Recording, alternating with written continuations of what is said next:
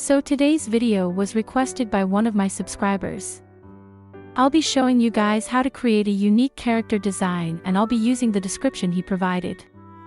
I'll show you guys how I use multiple references and how I make color palette choices, outfits and more, to come up with an original character design. Let's get started. So, let me show you guys a simple system I follow whenever I design a character. It's just something to keep in mind as you design your character. The first thing is that characters usually have a simple distinctive color palette that makes them memorable to us. The next thing is that characters usually have unique or sometimes unconventional hairstyles, which you'll see in some examples I'll be showing. The next on the list is clothing. Clothing to me is the most important aspect for a character design. It defines the character more than any other detail. And lastly, characters usually have one element added to their design which makes them notable, whether it is a specific weapon, a special power, an animal companion or an accessory and so on. Now let's use this checklist to analyze some characters from movies and TV shows, to see how the professionals do it. Daenerys is one character that has a unique design, that meets the criteria from the checklist. When it comes to her color palette, we can see that although her outfit changes, the colors remain within a muted spectrum of the grays and desaturated hues. This is a defining color palette for her throughout the movie, and it is an essential part of her design. The next element in our checklist is the hairstyle, and like I said earlier, characters tend to have unique or sometimes unconventional hairstyles that defines their image, and it remains fairly consistent as you can see in this example. The character has her hair back with cornrows and two loose strands framing her face. The next element is clothing, and like I previously stated, it is one of the most important defining aspects of a character's design, as it makes them extremely memorable and notable to us.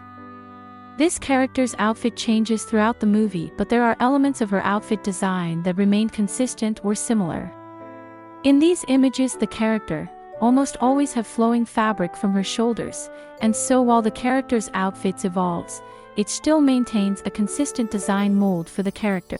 Finally, the additional element for this character is that she has 3 dragons as her animal companions, which made her more unique from other characters in the series. So, moving on to another character example. Elsa from Frozen is a unique character that follows the checklist as well. Her color palette is very simple with pastel colors that reinforces her kind of magical power.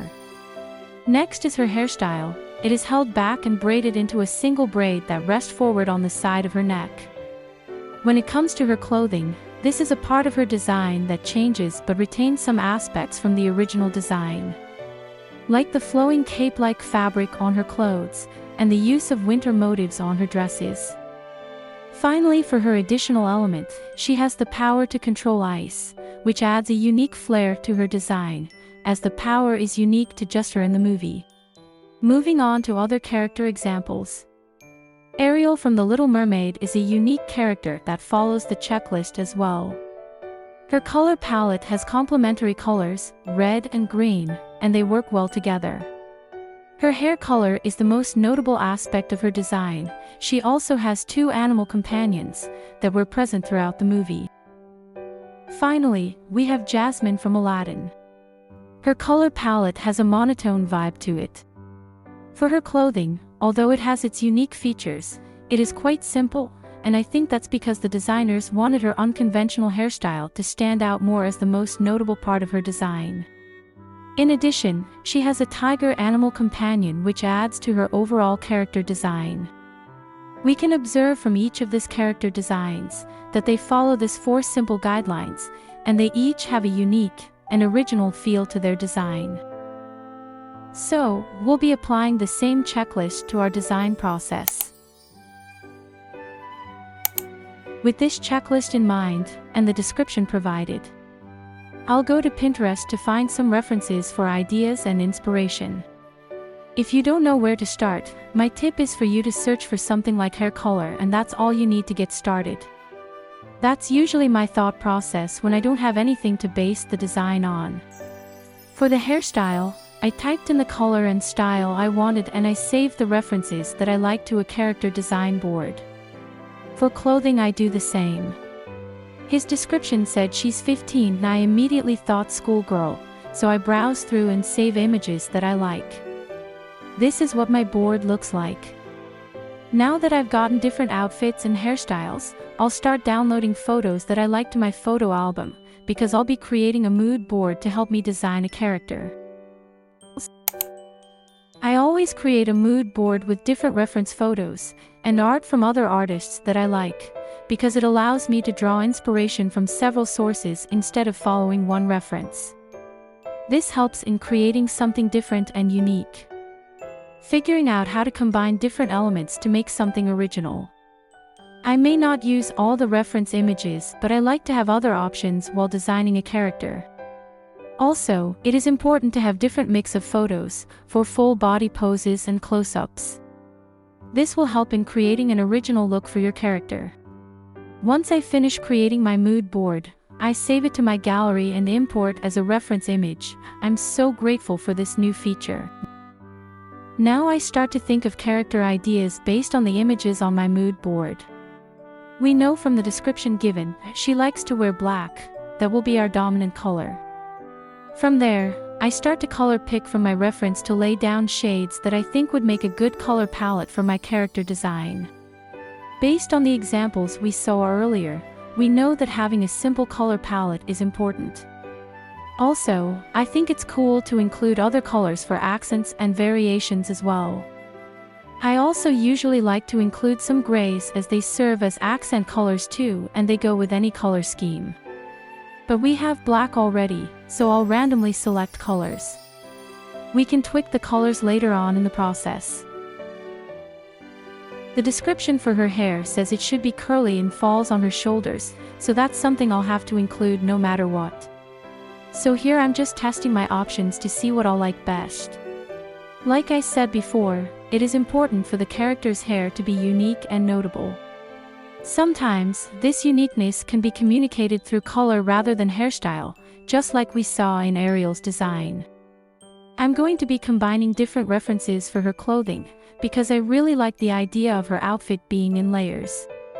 So I'm sketching out ideas that I think will look cool, and I'm also testing the colors. For her special element, I didn't know if I wanted her to have an animal companion or an accessory. So I played with different ideas, but ultimately I settled with her having a magical power to make flowers bloom, and I also included a ring as a physical manifestation of her power.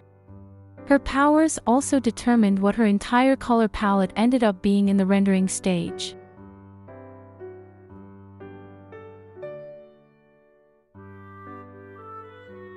Now that I have a rough idea of what my character will look like, I'll get started on sketching the character sheet.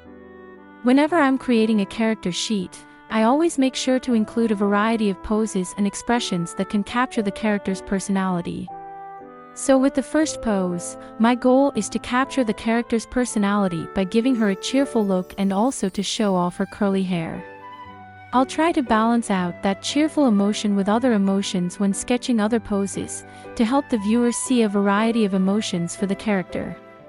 Which kinda helps to flesh out who they are.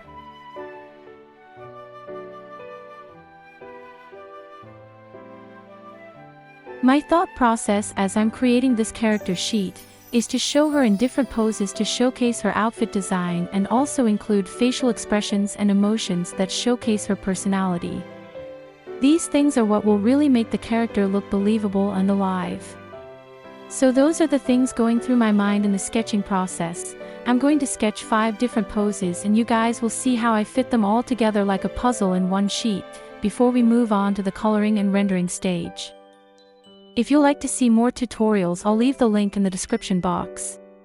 And if you want me to do a tutorial on a specific topic, please leave me a comment. For now I'm gonna let you enjoy watching the sketching process, and I'll talk again soon.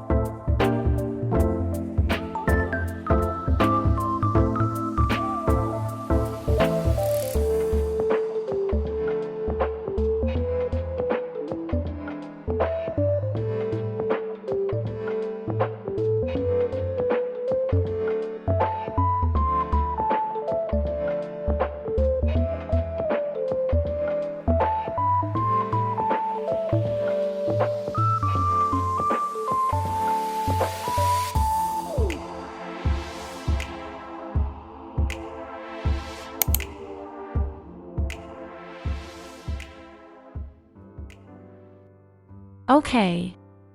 Now that the sketching is done and I feel good about how the character is placed on the sheet, we can now move on to coloring. If you've watched any of my tutorials, you know I always change my sketch layer to red, using levels adjustment, and I set the layer to multiply before I start coloring. I do this because I find that it works well with other colors placed on top of it. I'm color picking from the idea sheet we made earlier, to lay in all the base colors, and I'm doing all this on a series of multiply layers. Sometimes when I brainstorm a character's color palette, and when I start putting down the base color, it just doesn't look the way I'd imagined, and I usually end up changing it. It's the same for this character.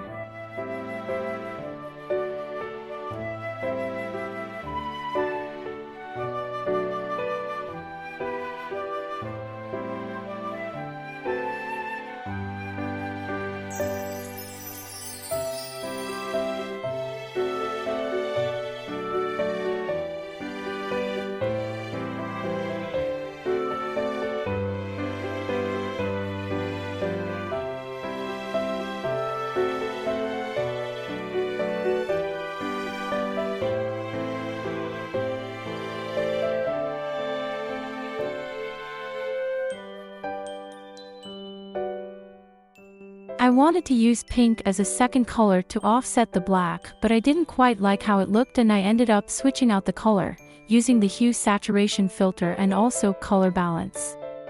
For her shoes, I settled for black because I didn't think any other color would be compatible because of her socks. I also used pink as an accent color on her jacket and shoes. I think it's good to repeat accent colors in different areas to tie everything together. When it comes to designing a color scheme, a good tip is to have two dominant colors and have at least one accent color. The dominant colors are the ones that take up the most visual space, and the accents takes up less spaces and appears in small amounts in various areas to create detail and visual balance. In this case, the dominant colors are black and yellow, while the accent colors are pink and the red of her hair. After working on the base color of the character and I'm feeling good about the overall color palette, I'll start working on the rendering process. This just means working with the colors I've already laid down and adding shadows, light and details. If you would like to know how I color and render, please let me know by leaving a comment. For now, I'll let you guys watch the rest of the process, and I'll talk again in a second.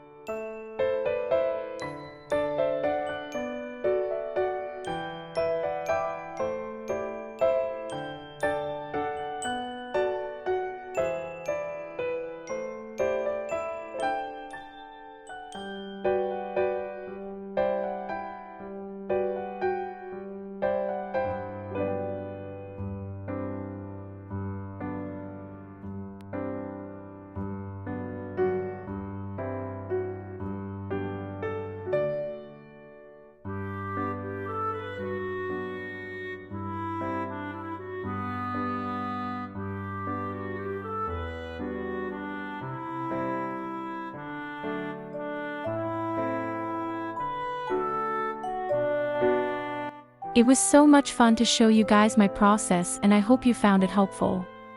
Thank you guys so much for watching. Please like this video and share it with your friends, and be sure to subscribe. Be sure to check out the description box to download the character checklist and a free step-by-step tutorial on how I colored the mermaid on last week's video.